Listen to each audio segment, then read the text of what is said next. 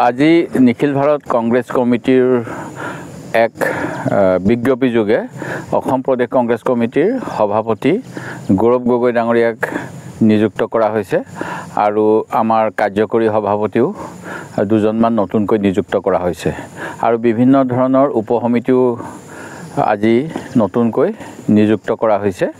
মই নিখিল ভাৰত কংগ্ৰেছ কমিটিৰ এই সিদ্ধান্ত শ্ৰীমতী সোনিয়া গান্ধী, শ্ৰী ৰাহুল গান্ধী আৰু আমাৰ দলৰ সভাপতি মল্লিকাৰ্জুন খৰ্গে ডাঙৰীয়াক ধন্যবাদ জনাইছোঁ।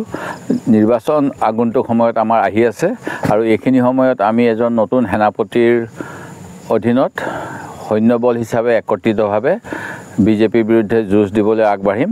আমি ৰাইজৰ পৰা সহায় সহযোগিতা কামনা কৰিছোঁ আৰু মই আশা ৰাখিছোঁ আগন্তুক সময়ত কংগ্ৰেছ আৰু অধিক শক্তিশালী হ'ব আৰু আমি এক প্ৰত্যাহ্বান গণতন্ত্ৰ ৰক্ষাৰ বাবে, অসমৰ স্বাভিমানৰ বাবে আৰু বৰ্তমানৰ মুখ্যমন্ত্ৰীয়ে যেনেধৰণে অসমীয়া ৰাইজক অপমান কৰি আছে ইয়াৰ বিৰুদ্ধে যুঁজিবলৈ সক্ষম হ'ম।